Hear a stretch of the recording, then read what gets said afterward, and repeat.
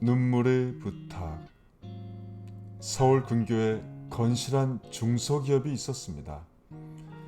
사장님은 나이가 드셨는데 직원들을 가족처럼 따뜻하게 대해주셨고 사랑을 베풀어 주었으며 낮에는 일하고 밤에는 공부하는 젊은 직원들에게 장학금을 후원해주는 마음이 따뜻한 분이었습니다.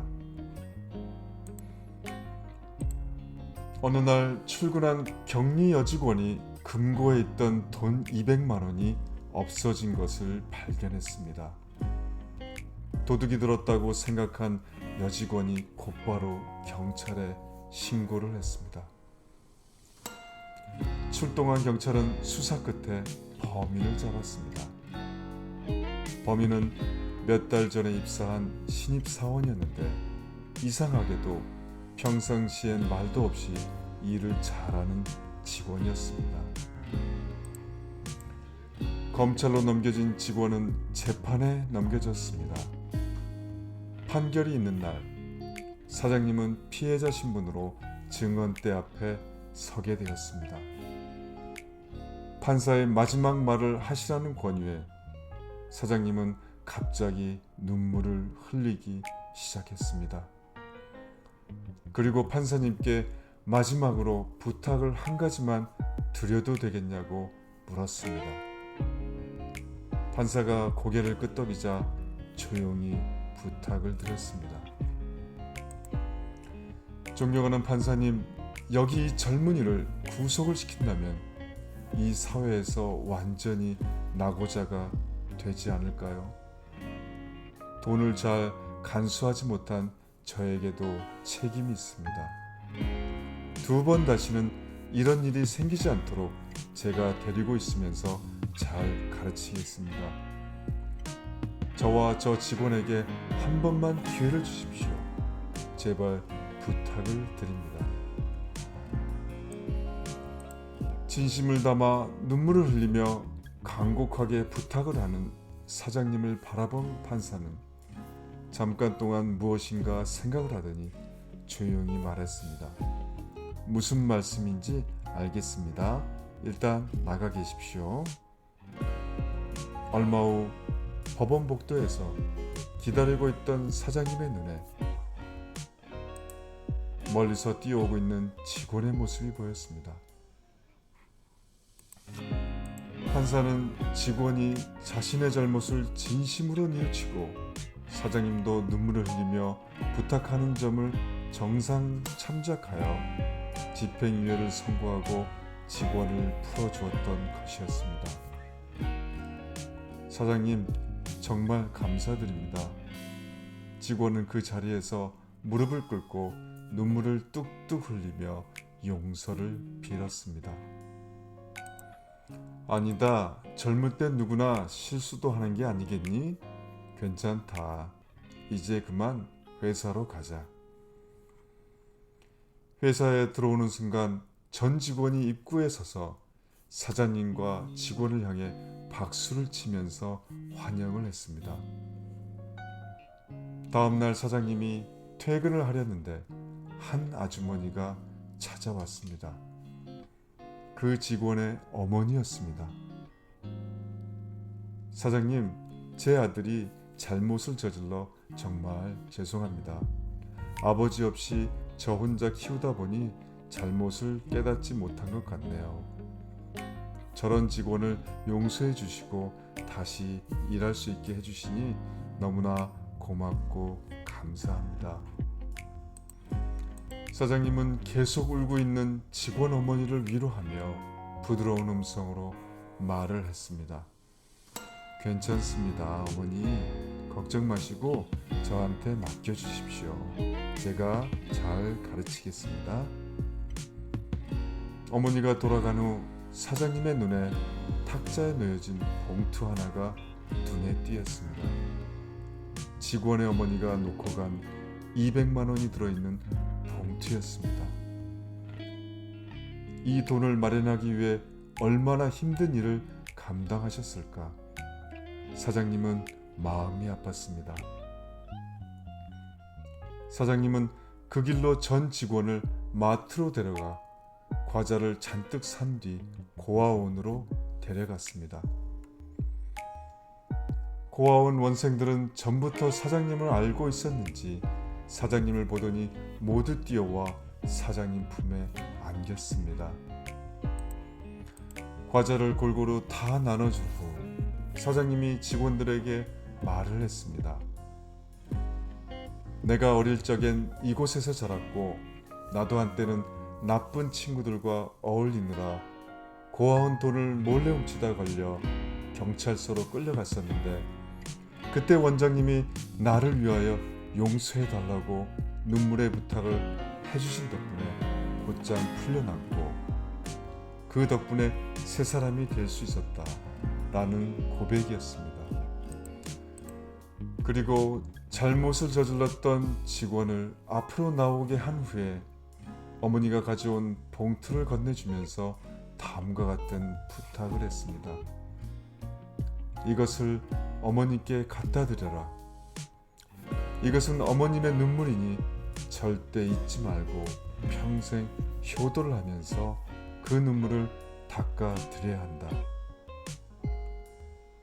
직원들과 원생들의 등 뒤로 하루를 마무리하는 햇빛이 노을빛에 반사되어 반짝반짝 빛나고 있었습니다. 사장님의 간곡한 부탁 한마디가 판사의 마음을 움직이게 해서 한 젊은이의 꿈을 다시 피울 수 있게 만들어 주었고 미래에 대한 희망을 키워줄 수가 있었습니다. 어려운 사람을 위하여 눈물의 부탁을 우리도 간직할 수 있었으면 좋겠습니다. 눈물의 부탁으로 미래를 잃어버린 사람들에게 희망을 되찾게 해주면 얼마나 행복할까요? 서로 믿어주고 배려해주는 가운데 눈물이 기쁨으로 바뀌어지는 미래가 밝게 빛나는 세상이 될 수 있기를 소망합니다.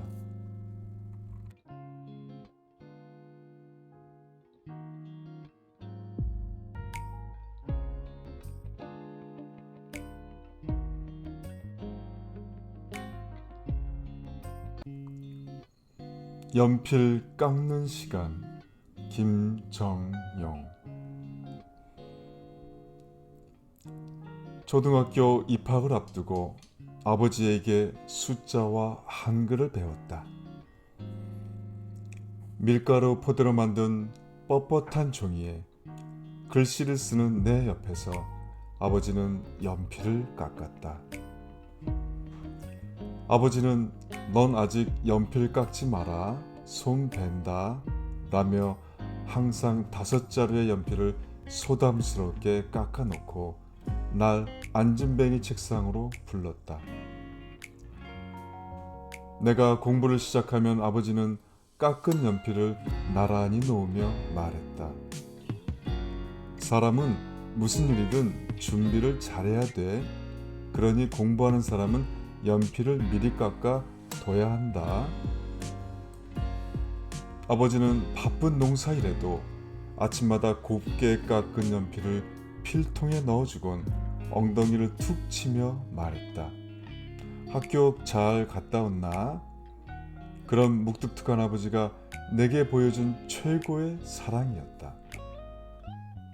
3학년이 되니 아버지는 이제 스스로 할 나이가 되었다며 더 이상 연필을 깎아주지 않았다.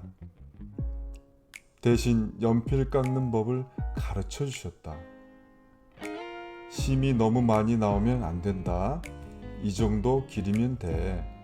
또 심을 갈 때 너무 힘을 주면 부러지니 부드럽게 갈아야 한다. 아버지는 연필이 잘 깎여 있지 않으면 나를 따끔하게 혼냈다. 이렇게 준비성이 없어서야 나중에 무슨 일을 하겠어.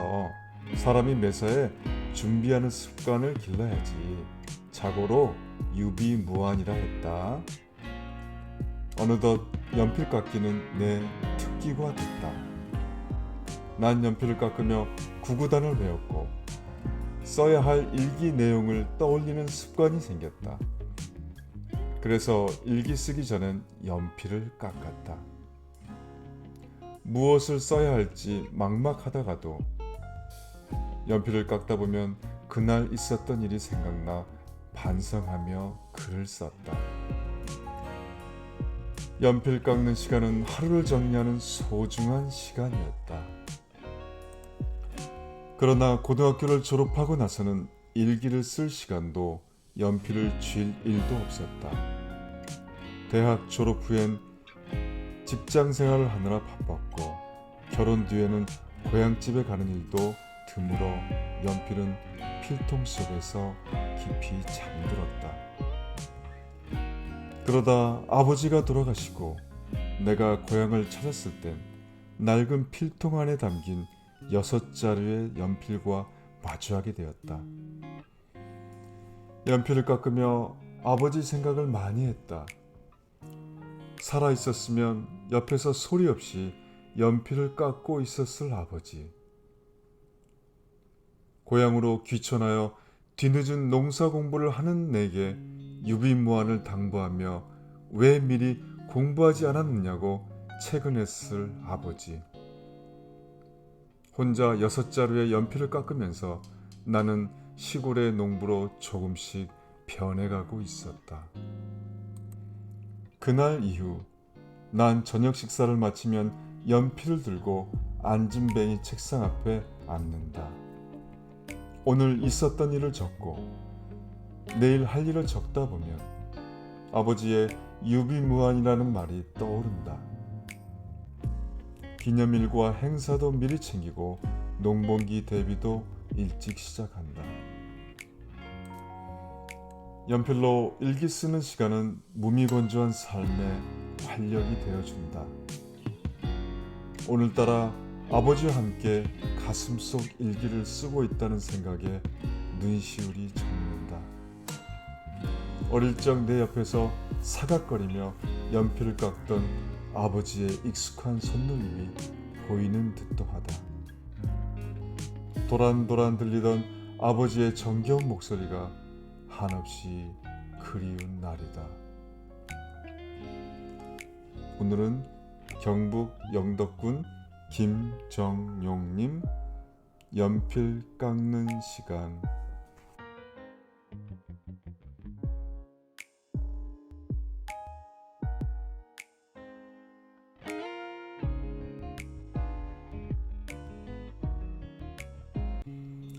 걷고 또 걷는다. 이석도. 몇 해 전 우연히 한 프로그램을 보았다. 한 시각 장애인이 미국에서 열린 극한 마라톤을 완주하는 모습이 나왔다. 큰 감동을 받은 나는 고향까지 걸어가 보고 싶은 용기가 생겼다. 아내는 무릎을 걱정하며 반대했다. 딸들도 정년 퇴직과 회갑을 기념한 해외여행을 권했다. 그러나 지금 아니면 또 언제 하랴 싶어 퇴직한 다음 날 집을 나섰다. 그렇게 도보여행을 시작한 나는 열흘 동안 376km의 길을 52만여 걸음으로 걸어 고향에 도착했다. 승용차로 간다면 7만 원의 기름값이면 될 것을 10배 가까운 돈을 들였다. 그러나 하루 10시간씩 걸으며 많은 것을 얻었다. 차창 너머로 보기만 했던 황금빛 들판에선 잦은 농약 살포로 다 사라진 줄 알았던 메뚜기들이 뛰노는 모습을 보았고, 길가에서는 코스모스를 비롯한 가을꽃에 입맞춤 할 수 있었다. 아무 잡념이 생기지 않아 머리가 맑아졌고 혼자만의 자유도 만끽했다. 내 나라이면서도 지나치지 못했던 곳을 걸으니 얼마나 좋은지 몰랐다.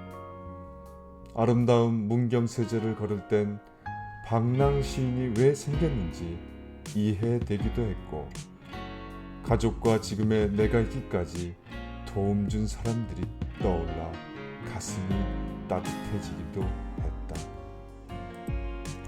용기를 얻은 나는 요즘 다시 지도를 펼쳐보곤 한다. 새로운 여행길을 그리면서 말이다. 여행 갈 때 왜 힘들게 걸어서 가느냐고 묻던 친구에게 이제 말할 수 있다. 먹어보지 않고서야 어찌 그 맛을 알까.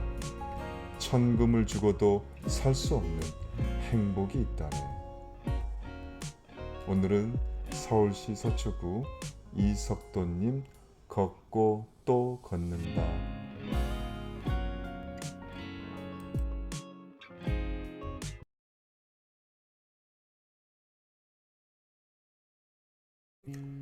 주름 속에 숨겨진 미소. 황정선. 업무를 마무리하고 주어진 달콤한 휴식 시간. 홀로 소파에 앉아서 내가 좋아하는 다큐멘터리를 보고 있는데 시골 풍경을 보니 문득 시골에 계시는 부모님 생각이 났다. 나도 모르게 곧장 양촌으로 향하여 시골집에 도착했다. 역시나 부모님은 눈살이 찌푸려질 듯한 햇볕 아래서 분주하게 빨간 고추를 손질하고 계셨다. 금산 인삼축제가 열리고 있으니 평일이라 혼잡하지도 않을 테니 마을에 나가자고 말씀드렸다. 아버지는 집에 밥이 있는데 왜 나가서 먹어? 하시고 엄마는 다리가 아파서 못 나가신단다. 나는 말씀드렸다. 내성적인 막내 아들이 간만에 어디 좀 가자고 하는데 너무합니다. 지나가는 말로 흘렸는데 부모님께서 이 말을 들으셨는지 옷을 챙겨 입으셨다. 주춤하면 마음 바뀌실까 곧장 차에 올라 40여 분을 달려 축제장에 도착했다. 인삼 갈비탕을 시켜 먹고 있는데 내가 실수를 한 게 아닌가. 각설이 타령과 웃음이 온 축제장에 떠들썩한데 술이 빠졌던 것이다. 바로 소주 한 병을 시켜서 한 잔을 드리니 그때서야 식사를 맛있게 하셨다. 이곳저곳 구경도 하고 아버지가 좋아하는 인삼도 한 채 구입한 뒤 부모님을 집에 모셔다 드렸다. 부모님, 어린 시절 풍족한 환경은 아니었으나 밥 한 공기를 주기 위해 방안 아랫목에 이불로 꽁꽁 덮어놓으셨던 분들. 비로소 부모가 되어서 그 마음을 조금이나마 알아가고 있다. 어디 말로 표현할 수가 있을까? 축제장에 가자고 했을 때도 분명 자식이 돈 쓸까봐 선뜻 나서지 못한 것이라 생각한다. 함께 인삼 갈비탕을 먹고 오붓하게 구경을 하면서 부모님의 주름 속에 담겨진 미소를 보았다. 이젠 이런 것이 눈에 조금씩 들어온다. 과연 미소는 저 멀리 있는 것이 아니라 아주 가까이 있는데 지금까지 애꿎은 곳에서 찾고 있었는지도 모른다. 오늘은 황정선님 주름 속에 숨겨진 미소.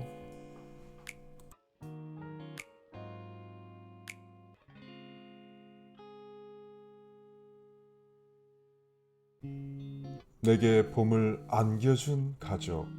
박희정. 작년까지만 해도 뇌전증이라는 병 때문에 너무나 오랜 시간을 두려움 속에서 보냈다. 뇌전증이란 언제 어디서 아플지 모르는 병이다. 그래서 항상 초조함과 긴장을 느끼며 살아야 했다. 증상이 처음 나타난 건 2012년 12월 둘째 딸을 낳고 일주일이 지나 몸조리를 하고 있을 때였다. 나는 언제 쓰러졌는지 기억도 하지 못했는데 깨어나 보니 팔이 부러져 있었다. 그 바람에 한 달간 병원 신세를 지며 새해를 병원에서 맞이해야 했다. 가장 미안한 건 태어난 지 얼마 되지 않은 둘째였다. 엄마가 갑자기 입원하는 바람에 모유도 제대로 먹지 못했으니 지금도 둘째가 감기를 끼고 사는 모습을 보면 내 탓인가 싶어 마음속 깊이 미안하기만 하다. 이후로도 병만은 오랫동안 나를 괴롭혔다. 하지만 뇌와 관련된 병이기에 선뜻 수술을 받기는 망설여졌다. 그러던 어느 날 치료를 결심하게 된 큰 사건이 일어났다. 4살 배기 첫째 딸 손을 잡고 둘째 딸은 업고서 감기 치료를 마치고 집에 오는 길이었다. 그때 다시 뇌전증 증상이 나를 덮친 것이다. 하지만 나는 낮에 다쳤던 것도 몰랐다. 그날 저녁 큰딸이 퇴근한 아빠에게 낮에 엄마가 넘어져서 동생도 엄마도 다쳤어. 걱정스레 말하는 것을 듣고서야 뒤늦게 알고 놀랐다. 갑자기 쓰러진 엄마를 보고 어린 두 딸이 얼마나 두려움에 떨었을까 상상하니 심장이 떨어지는 듯한 아픔을 느꼈다. 나 혼자 다치는 것은 상관없었다. 하지만 아이들이 나 때문에 다치는 건 절대 있어서 안 되는 일이었다. 결국 수술 날짜를 잡고 뇌전증을 일으키는 뇌의 한 부분을 떼어냈다. 수술을 받은 뒤로 몸도 마음도 많이 힘들었지만 이제 조금씩 좋아지고 있다. 치료를 결심하기까지 용기를 낼 수 있었던 건 남편과 두 딸 그리고 부모님 덕분이었다. 한겨울 같던 내 삶에 다시 찾아온 봄을 감사한 마음으로 맞이해 본다. 오늘은 박희정님, 내게 봄을 안겨준 가족.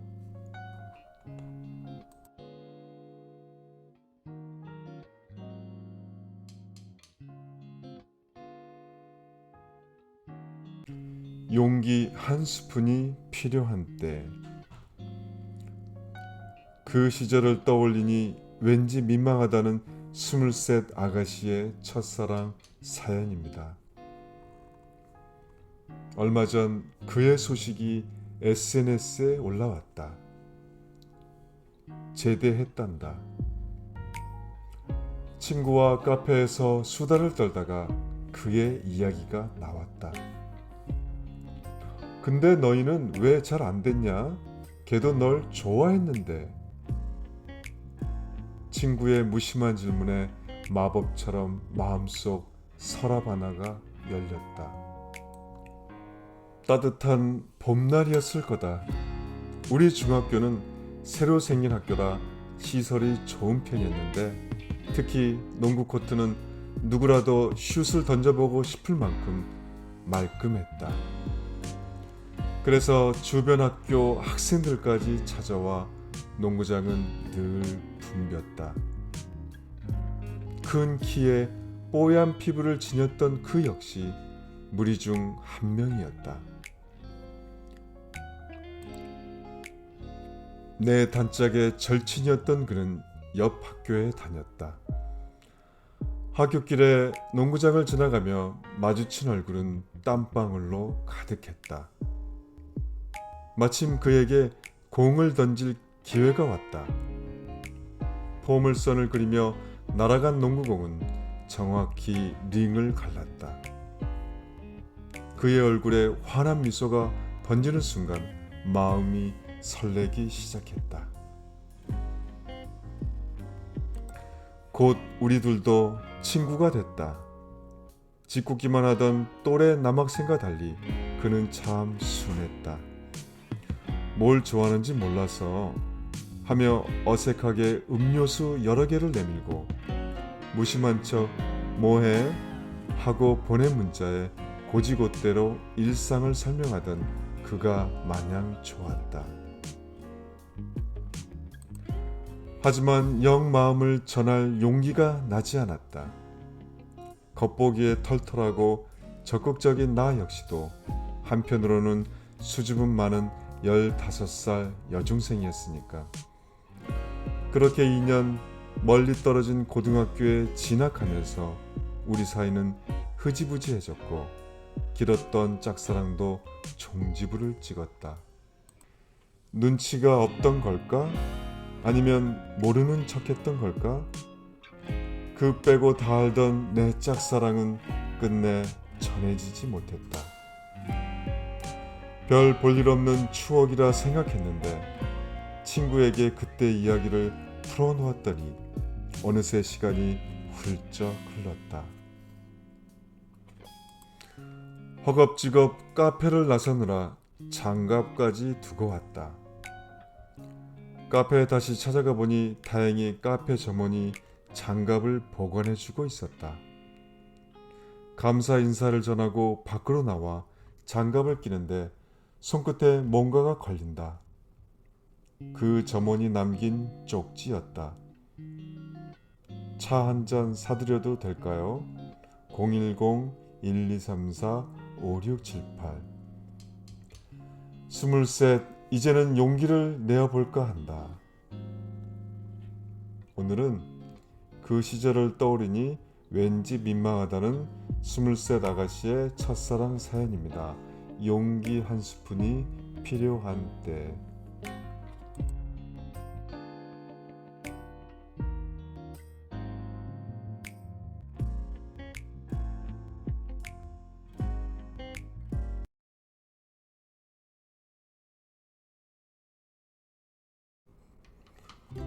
탈출 남용훈. 대학생 시절 친구들과 시간 날 때마다 PC방에 갔다. 하루는 음료수를 많이 마신 탓에 건물로 들어서자마자 화장실로 향했다. 그런데 화장실 칸막이 안에서 누군가 말했다. 저기 죄송한데 문 좀 열어주시겠어요? 화장실 문을 다른 사람에게 열어달라니. 이상한 부탁이었지만 어려운 일도 아니었기에 문을 열어 주었다. 그 안에는 환한 표정을 짓는 내 또래 남자가 있었다. 그는 내게 감사합니다, 정말 감사합니다 하며 후다닥 화장실을 나갔다. 나는 이상한 사람이네 라고 생각하며 그 칸으로 들어갔다. 문이 닫히는 순간 머릿속에 갑자기 느낌표 하나가 떠올랐다. 불길한 느낌에 바로 화장실 문을 열어봤지만 역시나 열리지 않았다. 밖에서는 힘없이 열리던 문이 안에서는 어찌 이리도 단단하게 닫힌 건지. 그가 왜 그리 환한 표정을 지었는지 이해됐다. 마침 휴대전화도 놓고 온 터라 친구에게 연락할 방법이 없어 난처했다. 다른 사람이 들어오기만을 기다렸지만 아무도 오지 않았다. 20분이 흘러서야 변비니? 라고 묻는 친구 목소리에 얼마나 감격했는지 모른다. 친구가 문을 열어줬을 때 나는 앞서 만난 그 남자보다 더 환한 표정으로 고맙다고 인사했다.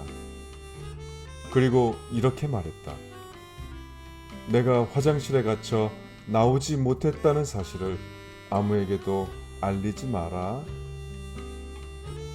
오늘은 경기도 의정부시 남용훈님 탈출.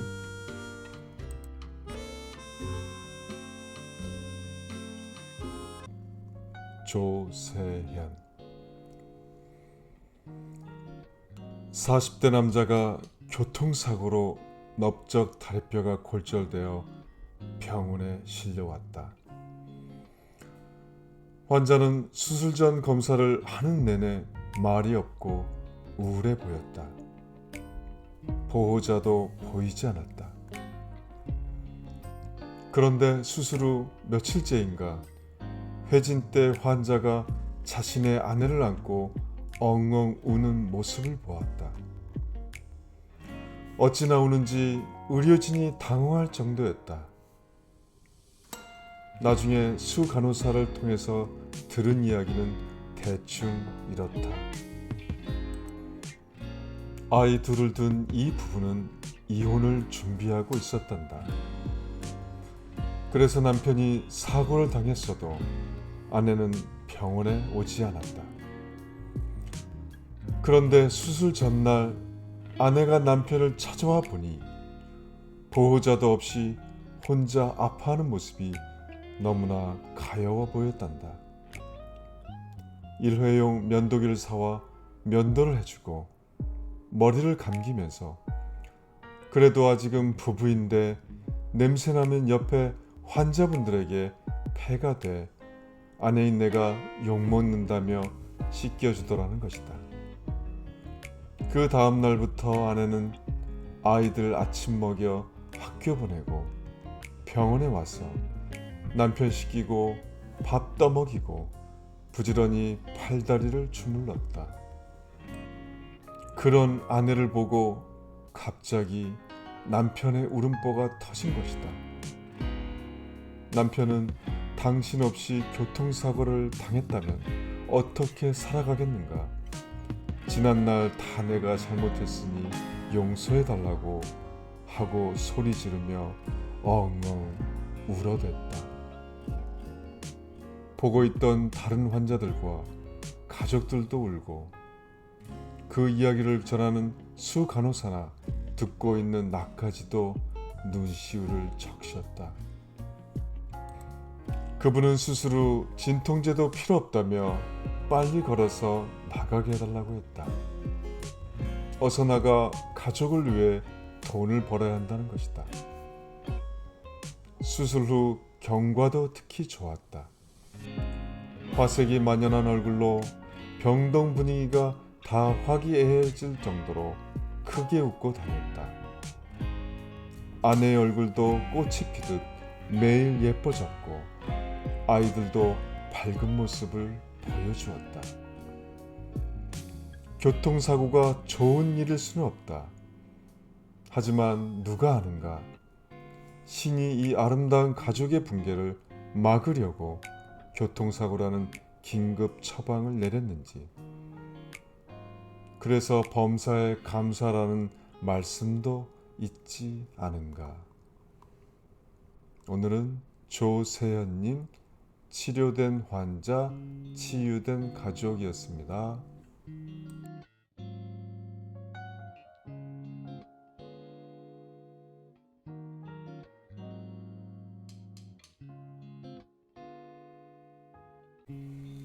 잘못 건 전화. 지금은 아니지만 그때는 딸 하나를 둔 평범한 아빠였다. 시작은 우연한 실수에서 비롯됐다. 친구에게 전화 건다는 것이 그만 엉뚱한 전화번호를 눌렀다. 어쩌면 그건 운명이었는지도 모르겠다. 여보세요? 아빠! 아마도 내 딸 현정이와 비슷한 또래로 초등학교 저학년쯤 되는 여자아이 목소리였다. 넌 아빠 번호도 모르니? 저장이라도 하지. 괜히 내 딸 같아서 핀잔을 주는데 아빠 바보, 나 눈 안 보이잖아. 순간 당황했다. 아, 장애 있는 아이구나. 엄만 요 앞 슈퍼 가서 대신 받은 거야. 아빠 언제 올 거야? 너무 반기는 말투에 잘못 걸었다고 말하기가 미안해서 아빠가 요즘 바빠서 그래. 대충 얼버무리고 끊으려 했다. 그래도 며칠씩 안 들어오면 어떡해. 엄마는 베개 싸움 안 해준단 말이야. 미안. 아빠가 바빠서 그래. 일 마치면 들어갈게. 알았어. 그럼 오늘은 꼭 와. 끊어. 막상 전화를 끊고 나니 걱정됐다. 애가 실망할까봐 그랬지만 결과적으로는 거짓말한 거니까. 큰 잘못이라도 한 것처럼 온종일 마음이 뒤숭숭했다. 그날 저녁 전화가 울린다. 아까 잘못 걸었던 그 번호. 왠지 받기 싫었지만 떨리는 손으로 받았다. 여보세요? 침묵이 흐른다. 여보세요?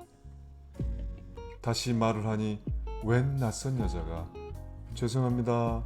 아이가 아파한테서 전화가 왔대서요. 아, 네. 낮에 제가 전화를 잘못 걸었는데 아이가 오해한 것 같아요. 혹시 제 딸한테 아빠라고 하셨나요? 아까부터 아빠 오늘 온다며 기다리고 있어서요. 아, 죄송합니다. 엉겁결에. 아니에요. 사실 애 아빠가 한 달 전에 교통사고로 갑자기 돌아가셨어요. 우리 딸이 날 때부터 눈이 안 보여서 아빠가 더 곁에서 보살피다 보니 아빠에 대한 정이 유별나네요.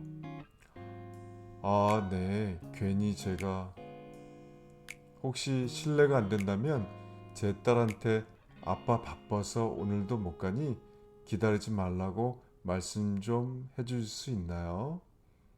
그냥 그렇게만 하면 될까요? 네, 부탁 좀 드릴게요. 잠도 안 자고 기다리는 게 안쓰러워서요. 죄송합니다. 참, 애 이름은 지연이에요. 유지연. 5분 뒤에 전화 부탁드릴게요. 왠지 모를 책임감까지 느껴졌다. 5분 뒤에 전화를 걸자 아이가 받는다. 여보세요? 아빠야? 지연아, 뭐해? 아빠 왜 안 와? 아까부터 기다리는데. 아빠가 일이 생겨서 오늘도 가기 힘들 것 같아. 아이, 얼마나 더 기다려. 아빠 나보다 일이 그렇게 좋아? 아이가 갑자기 우는데 엉겁결에 미안, 2밤만 자고 갈게. 당황해서 또 거짓말을 해버렸다. 진짜지? 꼭이다. 2밤 자면 꼭 와야 해. 잠시 뒤에 아이 엄마에게서 다시 전화가 왔는데 너무 고맙단다.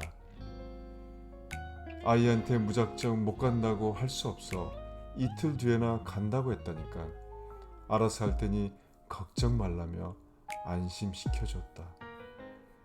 그리고 이틀 뒤 이제 낯설지 않은 그 번호로 전화가 왔다. 아빠! 울먹이는 지연이 목소리. 아빠, 엄마가 아빠 죽었대. 엄마가 아빠 이제 다시 못 온대. 아니지? 이렇게 전화도 되는데 아빠 빨리 와. 엄마 미워. 거짓말이나 하고. 혹시 엄마랑 싸운 거야? 그래서 안 오는 거야? 그래도 지연이는 보러 와야지. 아빠 사랑해. 얼른 와. 가슴이 먹먹하고 울먹해서 아무 말도 못한 채 한참을 있을 수밖에 없었다. 지연아, 엄마 좀 바꿔줄래? 전화를 받아든 지연이 엄마는 미안하다며 애가 하도 막무가내라 사실대로 말하고 전화 걸지 말랬는데도 저런단다. 그 말에 딸도 나빠로써 마음이 너무 안 좋아서 제안을 했다. 저기 어머니, 제가 지연이 좀 더 클 때까지 이렇게 통화라도 하면 안 될까요? 네? 그럼 안 되죠. 언제까지 속일 수도 없고요. 지연이 몇 살인가요? 이제 초등학교 1학년이에요. 아, 네. 저도 딸이 하나 있는데 3학년이거든요.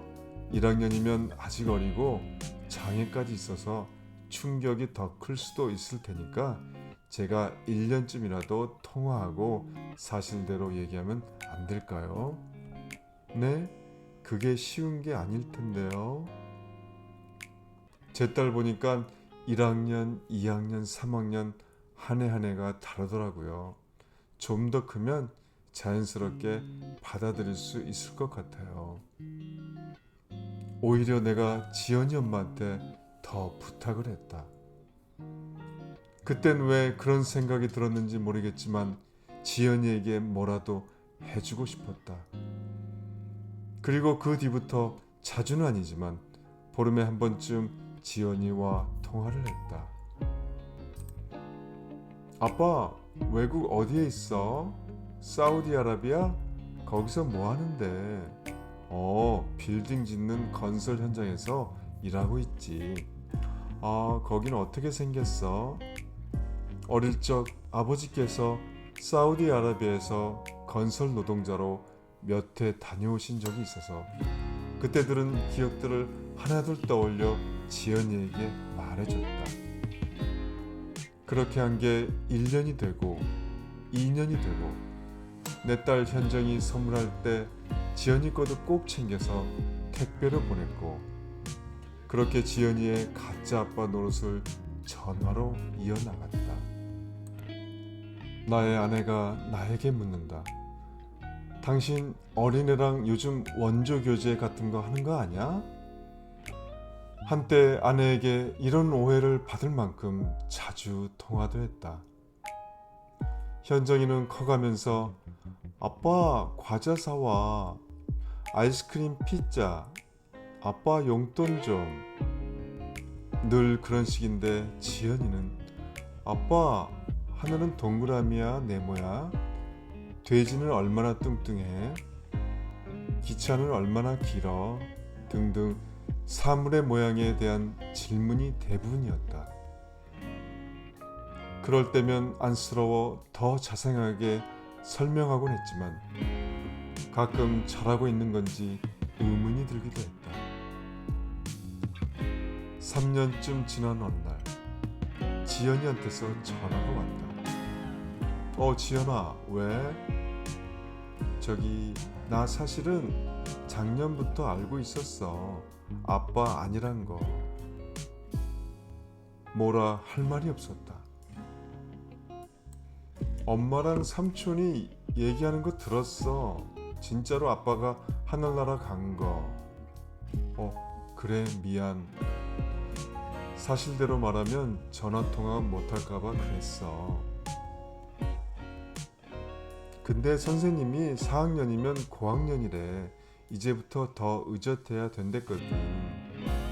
지연아, 근데 진짜 아빠는 아니지만 좋은 친구처럼 통화하면 안 될까? 난 그러고 싶은데 어때? 진짜로? 그래도 돼? 그럼 당연하지. 그 뒤로도 우린 줄곧 통화를 했다. 다만 이제 아빠라고는 안 한다. 그렇다고 아저씨도 아니고 그냥 별다른 호칭 없이 이야기하게 되는데 솔직히 많이 섭섭했다. 그래도 늘 아빠로 불리다가 한순간에 그렇게 되니까 그렇다고 아빠라고 부르라고 하기도 뭐하고. 시간이 흘러 지연이가 맹하학교를 졸업하는 날이 됐다. 전화로만 축하한다고 하기엔 너무나 아쉬웠다. 몇 해 동안 통화하며 쌓은 정이 있는데 그날만은 꼭 가서 축하해주고 싶었다. 목욕도 가고 가장 좋은 양복도 차려입고 한껏 치장을 했다. 비록 지연이가 보지는 못하지만 그래도 처음 만나는 날인데 그 옛날 아내와 선보러 갈 때보다 더 신경 쓴 것 같다. 꽃을 사들고 들어간 졸업식장에서 지연이 엄마를 처음 만났다. 너무 고맙다며 인사를 몇 번씩 하시는데 왠지 쑥스러웠다. 잠시 후 졸업장을 받아든 아이들이 하나둘 교실에서 나오는데 단박에 지연이를 알아볼 수 있었다. 신기하게도 그 많은 아이들 중에 유독 지연이만 눈에 들어왔으니까. 지연아, 지연이 엄마가 딸을 부른다. 그러자 활짝 웃으며 다가온 지연이한테 지연아, 누가 너 찾아오셨어? 맞춰봐. 하며 웃자 지연이는 누구? 하며 의아해할 때 꽃다발을 안겨주면서 지연아 축하해. 그러자 지연이가 큰 소리로 울음을 터뜨렸다. 예상치 못한 반응에 지연이 엄마도 나도 어쩔 줄 모르는데 지연이가 손을 더듬어 나를 꼭 안았다. 아빠, 이렇게 와줘서 너무너무 고마워. 그 말을 듣는 순간 내 눈에도 눈물이 흘러내렸다. 난 이미 오래전부터 너무나 착하고 이쁜 딸을 둘이나 둔 너무 행복한 아빠였음을 그날 알게 됐다.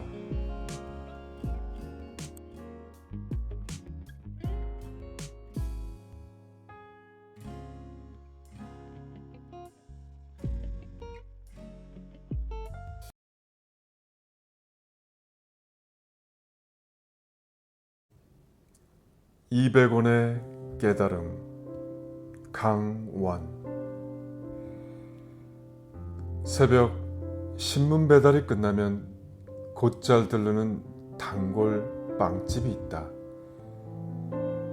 그 가게만의 특별한 빵 맛이 있는 건 아니지만 매일 아침 일찍 분주히 장사를 준비하는 가게 사장님의 부지런함, 항상 푸근한 웃음으로 나를 맞아주고 가끔 작은 빵 몇 개도 덤으로 슬쩍 넣어주는 넉넉한 인심이 발길을 잡아끈다.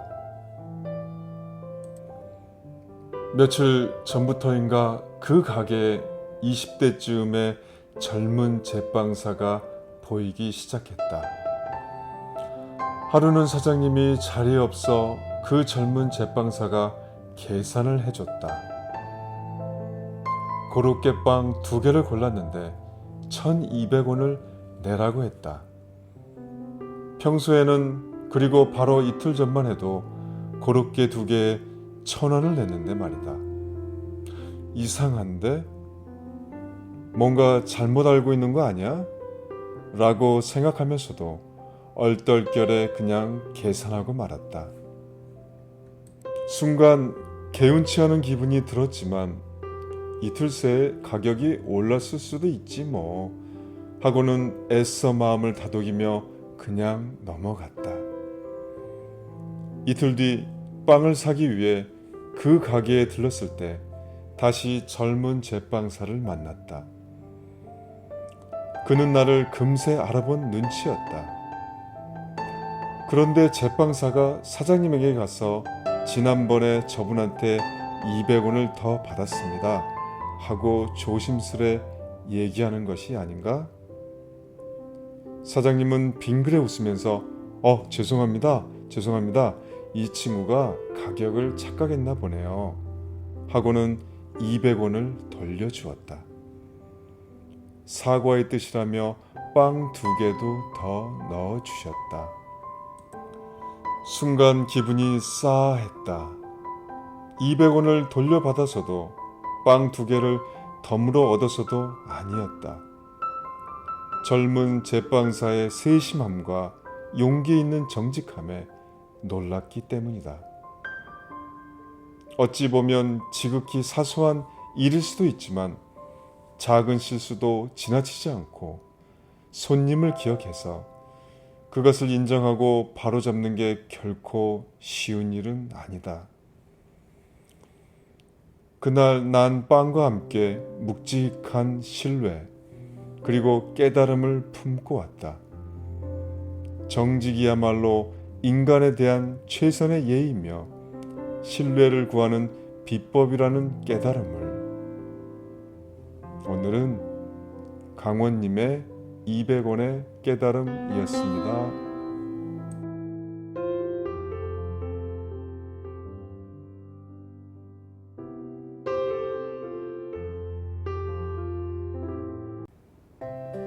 꽁지 빠진 수탉 백동흠. 뉴질랜드에 이민 와서 택시 운전한 지 10년째 되던 날이었다. 공항에 가는 여자 손님을 태우고 큰 길로 들어서자 자동차들이 꼬리를 물고 늘어섰다. 게다가 비로 인한 접촉사고로 길까지 막혔다. 겨우 공항 가는 고속도로에 접어들어 속도를 높이려는 순간 앞차가 급정지했다. 반사적으로 브레이크를 밟아 가까스로 앞차 꽁무니에 닿기 직전에 멈춰섰다. 가슴을 쓸어내리는데 뒤에서 쿵 하는 소리가 났다.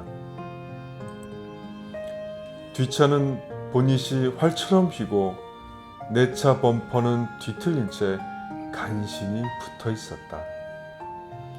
손님은 얼이 빠져 말도 못했다. 재빨리 서로의 인적 사항을 나누고 너덜거리는 범퍼를 임시로 묶은 채 출발할 수밖에 없었다. 손님이 비행기를 놓칠까봐 더욱 서둘렀다. 그런데 뒤에서 따라오던 차가 경적을 울려댔다. 불안해서 갓길에 차를 세워보니 범퍼가 땅에 끌리기 직전이었다. 그대로 달렸다가는 범퍼가 떨어져 나가 더 큰 사고로 이어질 게 뻔했다. 나는 비상등을 켜고 비를 맞으며 범퍼를 분리했다. 양손은 까매지고 머리와 옷은 몽땅 젖었다. 손님은 안절부절 못하는 눈치였다. 나는 범퍼를 떼어내고 다시 페달을 밟았다. 멀리 보이는 국제선 청사가 마라톤 결승점처럼 보였다. 질주하듯 달렸다. 손님은 계속 손목시계를 들여다보았다. 걱정 섞인 손님의 숨소리에 가슴이 옥죄고 온몸이 후끈거렸다. 차를 세우자 손님은 요금을 내던지고 허겁지겁 청사로 들어갔다. 다행히 비행기 시간에 늦지 않은 모양이었다. 휴, 정신 차리고 보니 택시는 꽁지 빠진 수탉이요. 내 모습은 물에 빠진 생쥐였다.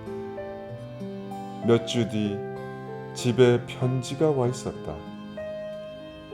어려운 상황에도 비행기 시간에 맞춰줘서 고맙다는 손님의 편지와 그 편지를 받은 회사에서 보낸 격려 편지였다. 회사에서 보낸 편지의 내용은 이랬다. 최선의 자세로 손님을 돌본 당신이 자랑스럽다. 덕분에 우리 회사는 50년 넘게 정상의 자리를 지키고 있다. 이 기록은 당신 파일에 보관하겠다.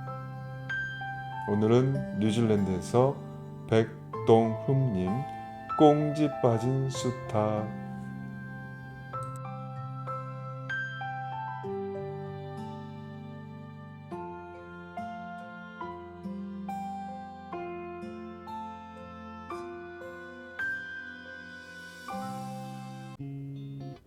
오늘도 아내는 시를 쓴다. 오진엽.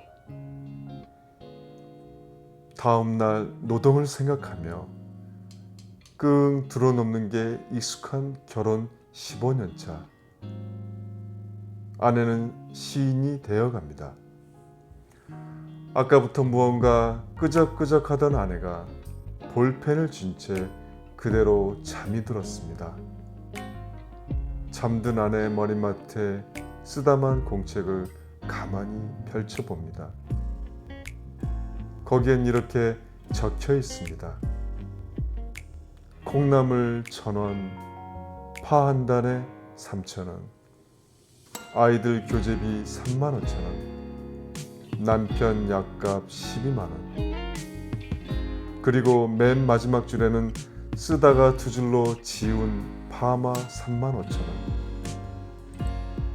꾹꾹 눌러 그은 두 줄에는 고심하며 몇 번이고 망설였을 아내의 흔적이 여지없이 남아 있습니다.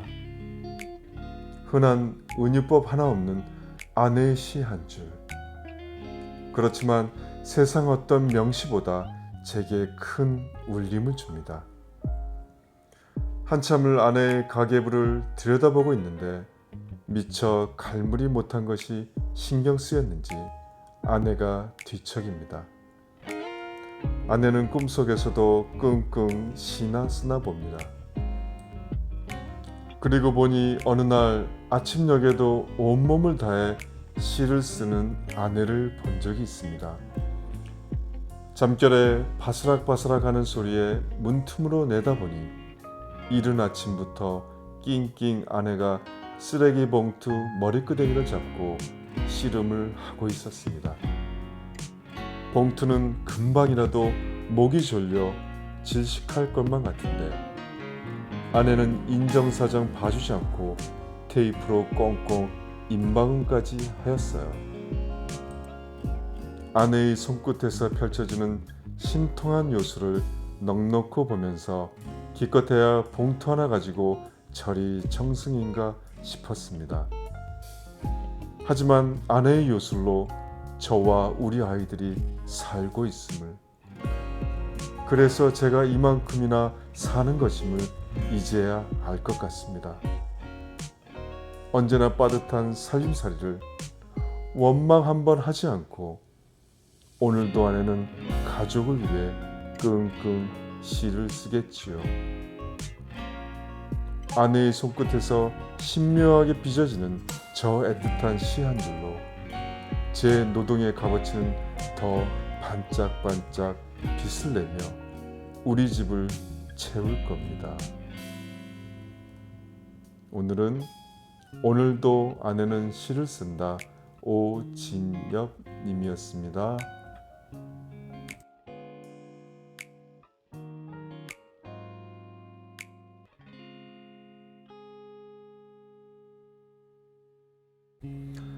안구 기증을 해준 천사 같은 아이. 29살 총각인 나는 직장에서 일을 마치고 집으로 돌아오는 길이었다. 난 그날도 평소처럼 집 앞 횡단보도를 걷고 있었는데 그만 시속 80km로 달리는 차를 못 보고 차와 부딪혀 중상을 입었다. 난 응급실에 실려갔고 기적적으로 생명만은 건졌다.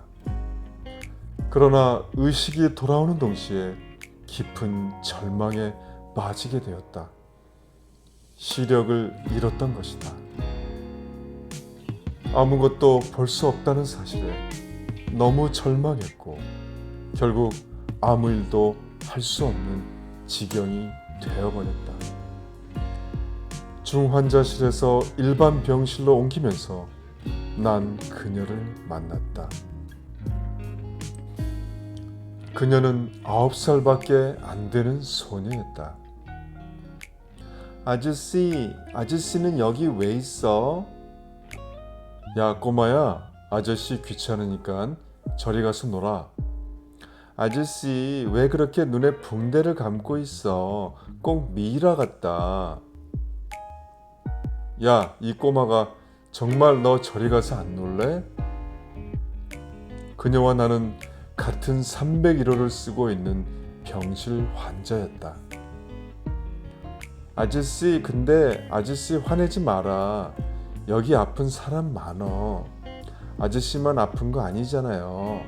그러지 말고 나랑 친구해. 네? 알았죠? 꼬마야, 아저씨 혼자 있게 좀 내버려 둘래? 그래, 아저씨, 나 정혜야. 오정혜. 여기 친구가 없어서 심심해. 아저씨 나보고 귀찮다고? 그러면서 그녀는 밖으로 나가버렸다. 다음날, 아저씨, 그런데 아저씨는 왜 이렇게 한숨만 푹푹 쉬어? 정혜라고 했니? 너도 하루아침에 세상이 어두워졌다고 생각해봐라. 생각만 해도 무섭지? 그래서 아저씨는 너무 무서워서 이렇게 숨을 크게 내쉬는 거란다. 근데 우리 엄마가 그랬어. 병도 이쁨만 먹으면 낫는데 내가 환자라고 생각하면 환자지만 환자라고 생각 안 하면 환자가 아니라고. 며칠 전에 그 침대 쓰던 언니가 하늘나라에 갔어. 엄마는 그 언니는 착한 아이라서 하늘에 별이 된다고 했어. 별이 되어서 어두운 밤에도 사람들을 무섭지 않게 환하게 해준다고. 그래. 넌 무슨 병 때문에 왔는데? 그건 비밀. 그런데 의사 선생님이 곧 나을 거라고 했어. 이제 한 달 뒤면 더 이상 병원 올 필요 없다고. 그래, 다행이구나. 아저씨, 그러니까 한 달 뒤면 나 보고 싶어도 못 보니까 이렇게 한숨만 쉬고 있지 말고 나랑 놀아줘. 응? 아저씨? 나는 나도 모르게 미소를 지었다. 그녀의 한마디가 나에게 용기를 주었다. 마치 밝은 태양이 음지를 비추듯 말이다. 그 후로 난 그녀와 단짝 친구가 되었다. 간호사가 말했다. 자, 정혜야, 주사 맞을 시간이다. 언니, 그 주사 30분만 있다가 맞으면 안 돼? 나 지금 안 맞을래. 그럼 아저씨랑 친구 못하지. 주사를 맞아야 빨리 커서 아저씨랑 결혼한단다. 치. 그리곤 그녀는 엉덩이를 들이대었다. 그렇다. 어느새 그녀와 나는 병원에서 소문난 커플이 되었다. 그녀는 나의 눈이 되어 저녁마다 산책을 했고 9살 꼬마아이가 쓴다고 믿기에는 놀라운 어휘로 주위 사람, 풍경 얘기 등을 들려주었다. 근데 정혜는 꿈이 뭐야? 나 아저씨랑 결혼하는 거. 에이, 정혜는 아저씨가 그렇게 좋아? 그렇게 잘생겼어? 그러고 보니까 아저씨 되게 못생겼다. 꼭 괴물 같아. 그러나 그녀와의 헤어짐은 빨리 찾아왔다. 2주 후 나는 병원에서 퇴원했다. 그녀는 울면서 아저씨, 나 퇴원할 때 꼭 와야 돼, 알았지? 약속. 그래, 약속. 우는 그녀를 볼 수는 없었지만 가녀린 새끼손가락에 고리를 걸고 약속을 했다. 그리고 2주일이 지났다. 따르릉 따르릉. 여보세요? 최호섭 씨? 예, 제가 최호섭입니다. 축하합니다. 안구 기증이 들어왔어요. 진짜요? 감사합니다. 감사합니다. 정말 하늘로 날아갈 것 같았다. 일주일 후 난 안구 이식 수술을 받고 3일 후에는 드디어 꿈에도 그리던 세상을 볼 수 있게 되었다. 난 너무도 감사한 나머지 병원 측에 감사 편지를 썼다. 그리고 나아가서 기증자도 만나게 해달라고 했다. 그러던 중 난 그만 주저앉을 수밖에 없었다. 기증자는 다름 아닌 정혜였던 것이었다. 나중에 알았던 사실이지만 바로 내가 퇴원하고 일주일 뒤가 정혜의 수술이었던 것이었다. 그녀는 백혈병 말기 환자였던 것이다. 난 그녀를 한 번도 본 적이 없었기에 그녀가 건강하다고 믿었는데 정말 미칠 것 같았다. 난 하는 수 없이 그녀의 부모님이라도 만나야겠다고 생각했다. 아이가 많이 좋아했어요. 예. 아이가 수술하는 날 많이 찾았는데 정혜의 어머니는 차마 말을 이어가질 못했다. 정혜가 자기가 저 세상에 가면 꼭 눈을 아저씨께 주고 싶다고 말했어요. 그리고 꼭 이 편지 아저씨에게 전해달라고. 그 또박또박 적은 편지에는 9살짜리 글씨로 이렇게 써 있었다. 아저씨, 나 정혜야. 이제 저기 수술실에 들어간다. 옛날에 옆 침대 언니도 거기에서 하늘로 갔는데 정혜도 어떻게 될지는 모르겠어. 그래서 하는 말인데 아저씨, 내가 만일 하늘로 가면 나 아저씨 눈 할게. 그래서 영원히 아저씨랑 같이 살게. 아저씨랑 결혼은 못하니까. 나의 눈에는 두 줄기의 눈물이 흘러내리고 있었다.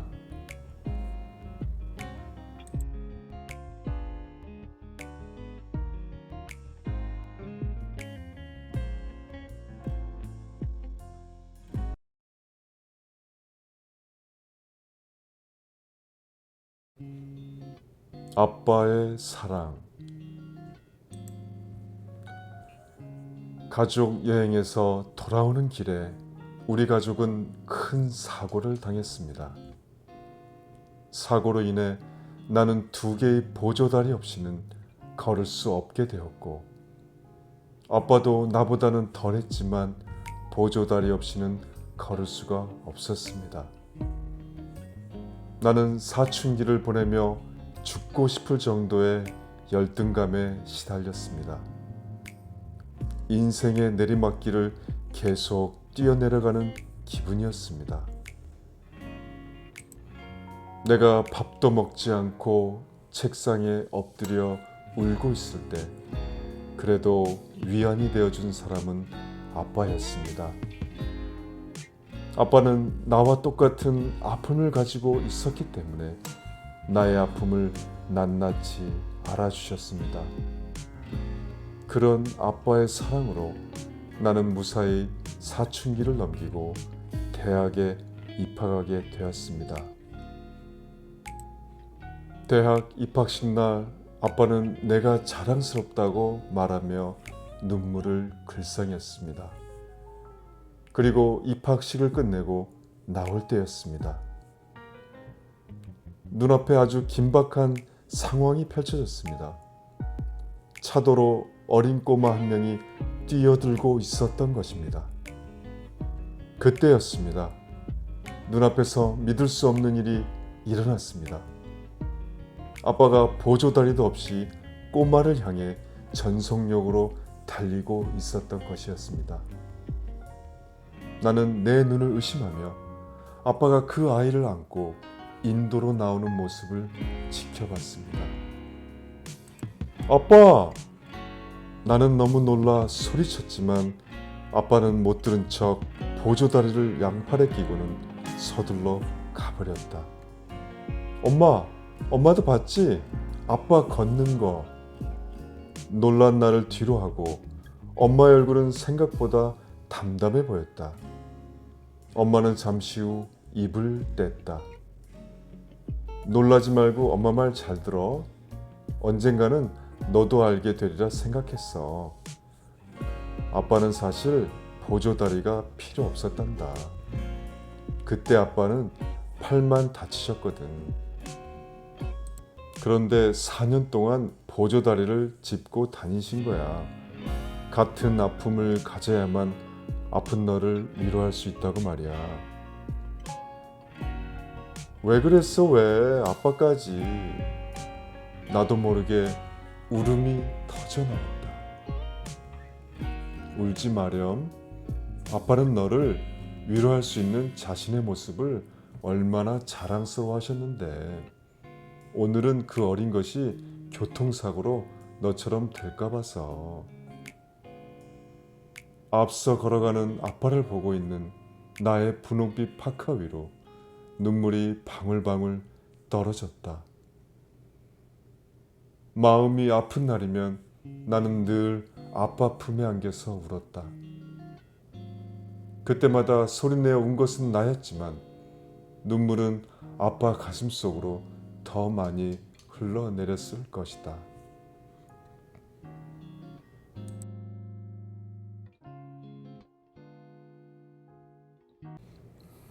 엄마의 마지막 식사. 나는 늘 길 모퉁이에서 풋성이를 파는 할머니에게서 장을 봅니다. 용돈이라도 벌겠다며 한겨울 추위도 아랑곳 않는 할머니에게서 내 엄마의 얼굴을 보기 때문입니다.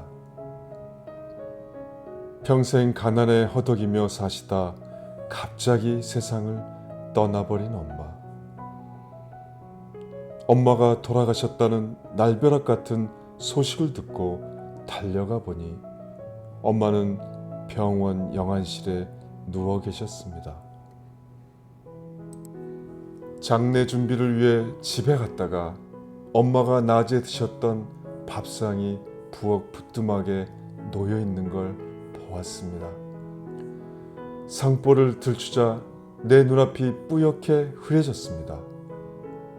된장찌개가 조금 남은 뚝배기, 김치와 풋고추가 전부였습니다.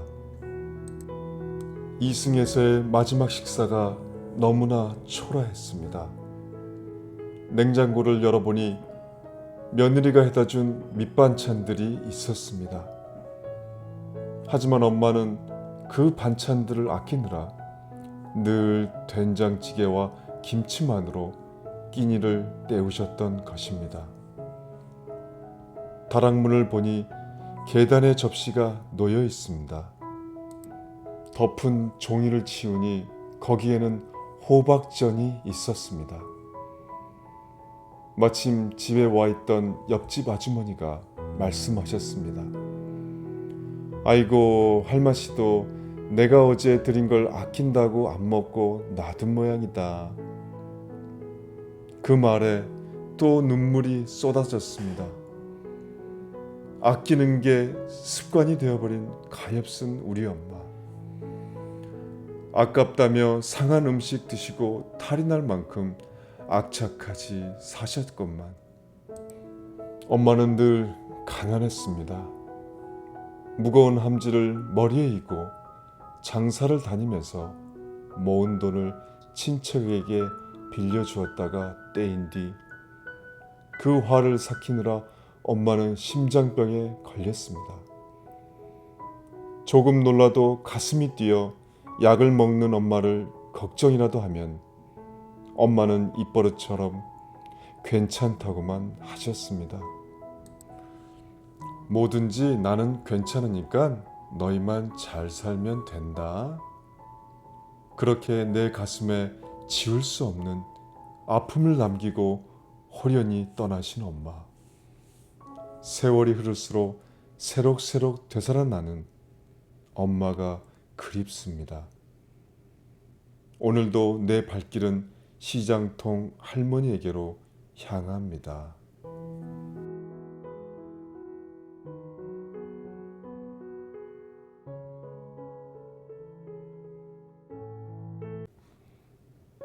어느 화장당한 아버지 실화.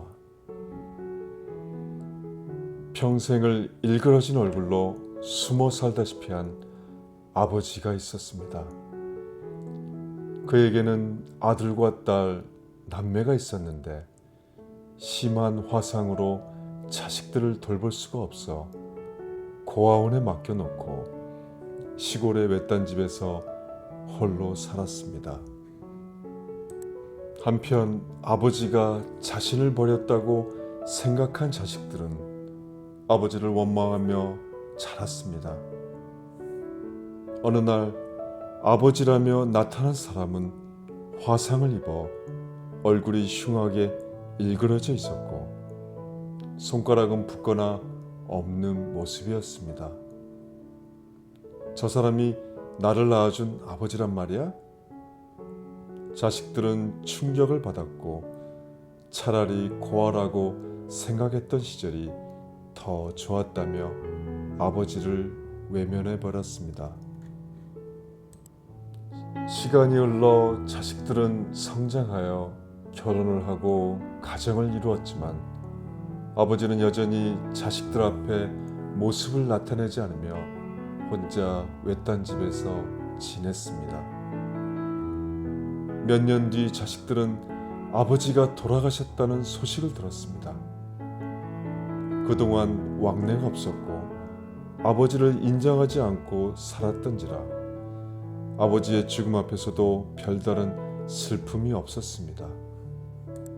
하지만 자신들을 낳아준 아버지의 죽음까지 외면할 수 없어서 시골의 외딴 집으로 갔습니다. 외딴 집에서는 아버지의 차가운 시체만이 기다리고 있었습니다.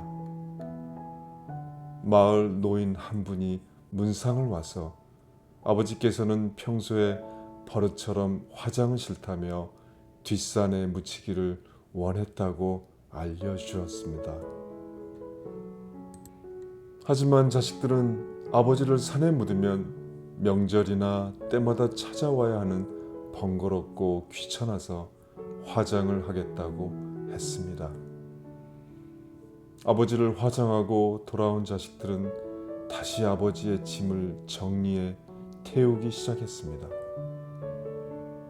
아버지가 평소 덮었던 이불이랑 옷가지들을 비롯해 아버지의 흔적이 배어있는 물건들을 몽땅 끌어내 불을 질렀습니다. 마지막으로 책들을 끌어내 불 속에 집어넣다가 비망록이라고 쓰인 빛바랜 아버지의 일기장을 발견했습니다. 불길이 일기장에 막 붙는 순간 왠지 이상한 생각이 들어 얼른 꺼내 불을 껐습니다. 그리고 연기가 나는 일기장을 한 장 한 장 넘겨가며 읽기 시작했습니다. 아들은 일기장을 읽다가 그만 눈물을 떨구며 통곡했습니다. 일기장에는 아버지께서 보기 흉한 얼굴을 가지게 된 사연이 쓰여 있었습니다. 아버지 얼굴을 그렇게 만든 것은 바로 자신들이었습니다. 일기장은 죽은 아내와 아이들에게 쓰는 편지로 끝이 났습니다. 여보, 내가 당신을 여보라 부를 자격이 있는 놈인지 조차 모르겠소. 그날 당신을 업고 나오지 못한 날 용서하구려. 울부짖는 어린아이들의 울음소리를 뒤로하고 당신만을 업고 나올 수가 없었다오. 이제 당신 곁으로 가려고 하니 너무 날 나무라지 말아주오. 덕분에 아이들은 잘 자라고 있다오. 비록 아버지로서 해준 것이 없지만 말이오. 사랑하는 내 아들, 딸에게 평생 너희들에게 아버지 역할도 제대로 못하고 이렇게 짐만 되는 삶을 살다가 가는구나. 염치불구하고 한 가지 부탁이 있구나. 내가 죽거들랑 절대로 화장은 하지 말아다오. 나는 세상에서 제일 불을 싫어한단다. 평생 밤마다 불에 타는 악몽에 시달리며 30년 넘게 살았단다. 그러니 제발. 뒤늦게 자식들은 후회하며 통곡하였지만 아버지는 이미 화장되어 연기로 사라진 뒤였습니다.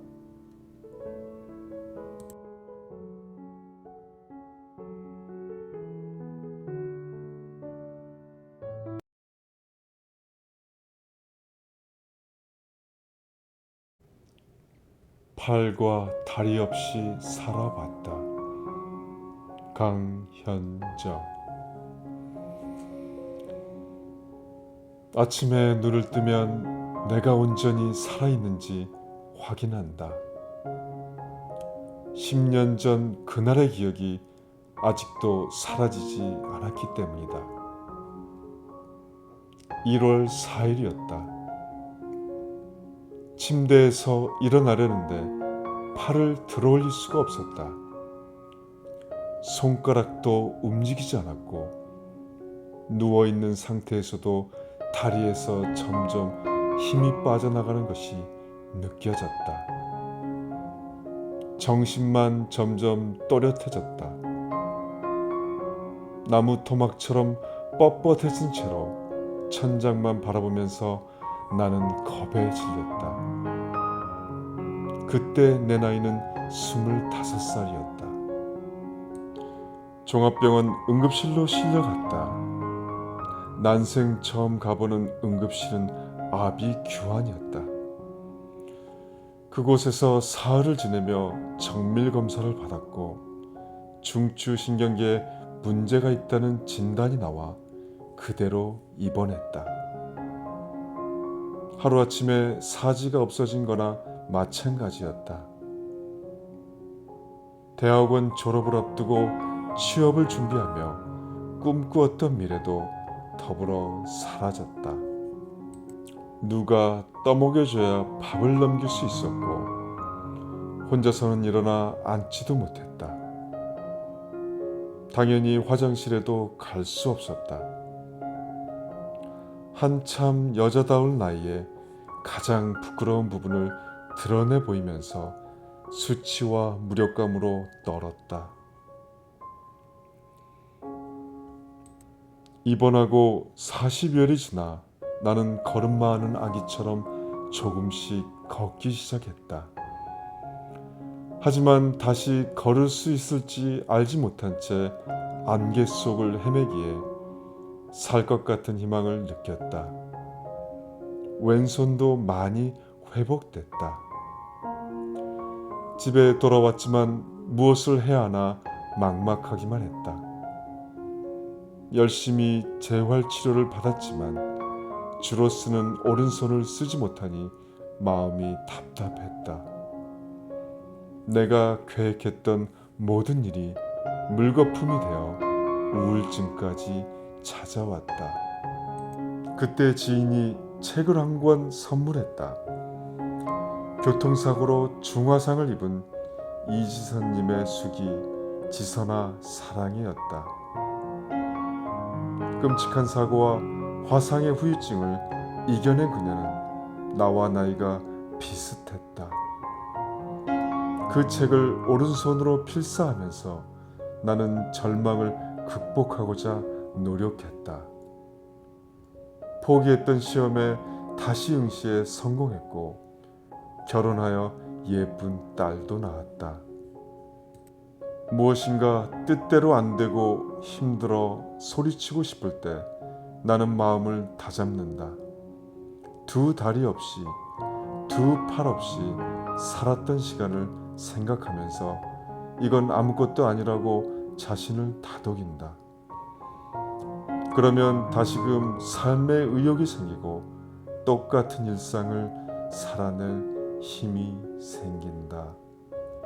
오늘은 강현정님 팔과 다리 없이 살아봤다 였습니다.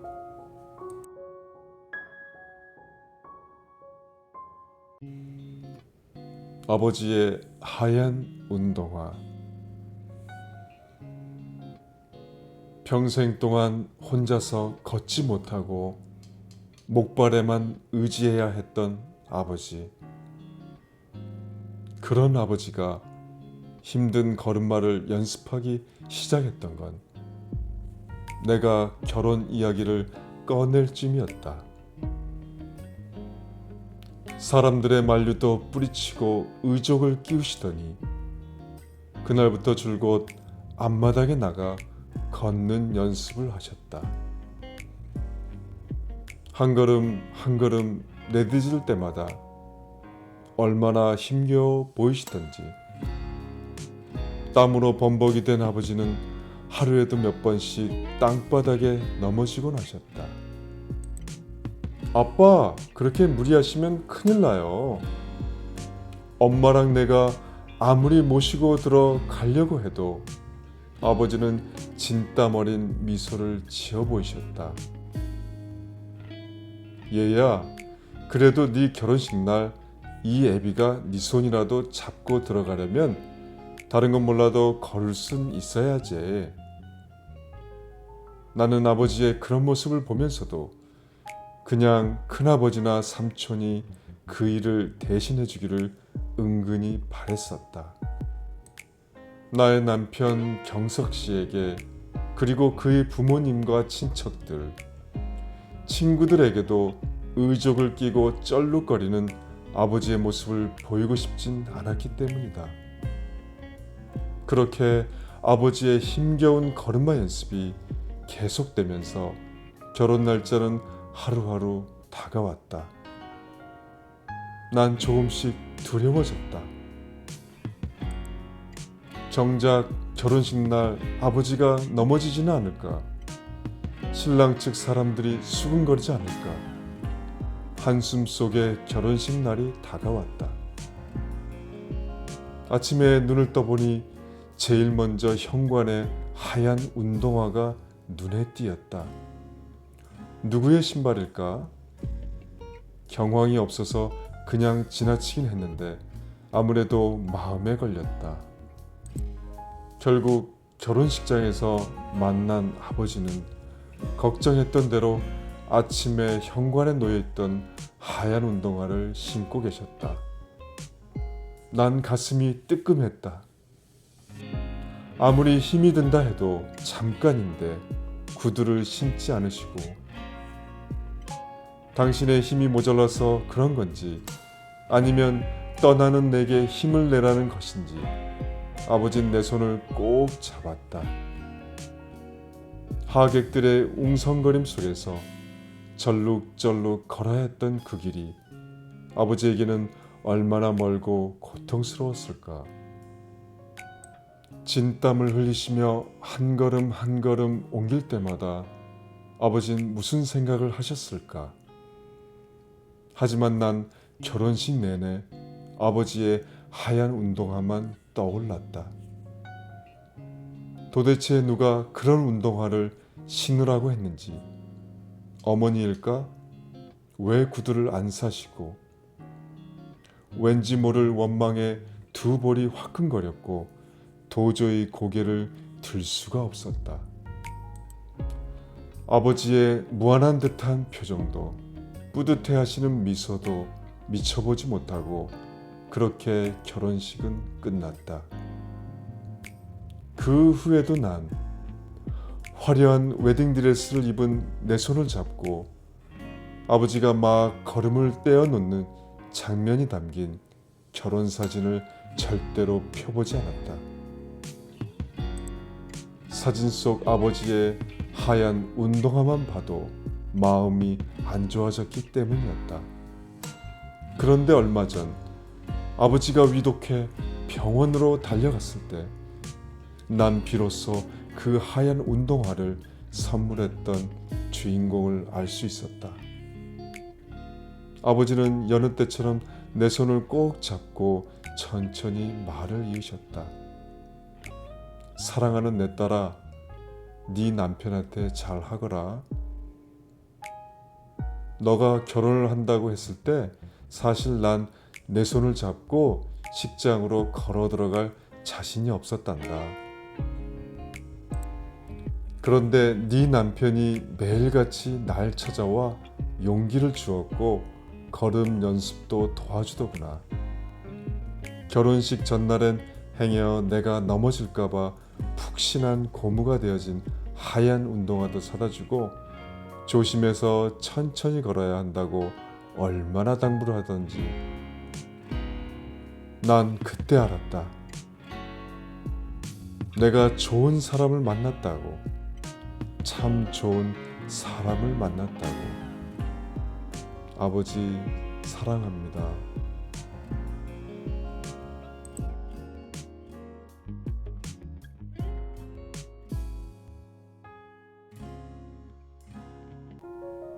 집에서 멀리 떨어진 대학에 가게 되었다. 자취를 하며 홀로서기의 낭만을 느끼겠다고 기대했지만 15년 전 이혼하고 홀로 우리 남매를 키우던 어머니는 걱정이 가득했다. 자취방 월세는커녕 등록금 마련하기도 힘들었기 때문이다. 우여곡절 끝에 나는 간신히 등록금을 내고 자취를 시작하게 되었다. 술과 담배를 안 해도 입고 싶고 먹고 싶은 것을 모두 참고 지내도 대학 생활에선 돈 쓸 때가 끊이지 않았다. 전공 교과서 한 권은 3, 4만 원이 기본이고 수업 재료비와 MT 참가비, 학생 회비까지 외식은커녕 학교 식당 밥 사 먹기도 벅찼다. 강의 틈틈이 근로장학생으로 일했고 카페에서 아르바이트를 했고 행사요원이나 안전요원 같은 당일 아르바이트도 했지만 월세와 생활비 내기도 힘들어 외출을 피하게 되었다. 20살이 아닌 20살이었다. 결국 자취방을 포기하고 선배나 친구 집을 전전하다 경비 아저씨 눈을 피해 동아리방에 숨어 살기 시작했다. 그래도 밥 사 먹을 돈이 없던 바로 그때였다. 마라톤 경기에서 초코파이와 음료수를 나눠주는 행사 진행 아르바이트를 했는데 꽤 많이 남은 거였다. 가져가도 되느냐는 뻔뻔한 내 물음에 담당자는 자취생의 고달픈 눈빛을 읽었는지 흔쾌히 고개를 끄덕여 주었다. 나는 친구들을 불러 신나게 상자들을 옮겼다. 그리하여 동아리방 구석에는 초코파이 4상자와 이온 음료 3상자가 놓이게 되었다. 대형 상자였다. 다음 날부터 밥 대신 초코파이를 먹기 시작했다. 아침에 3개, 점심에 1개, 저녁에 2개, 하루에 이온 음료 1통. 2주가 지나니 내 몸에서 초콜릿 향이 풍기기 시작했다. 초코파이가 더 이상 달지 않아 억지로 쑤셔 넣어야 했다. 결국 내 별명은 초코파이가 되었다. 소문을 들은 선배들은 아끼지 않고 밥을 사주었다. 밥이 그렇게 맛있는 줄을 처음 알았다. 그리고 선배들의 때늦은 후원으로 공부에 매진할 수 있었던 나는 성적이 올라 기숙사에 들어가는 해피엔딩을 맞이했다. 하루가 힘든 오늘, 눈물과 함께 삼키던 초코파이의 맛이 그리운 저녁이다. 오늘은 김하영님 밥 없이 살아봤다 였습니다.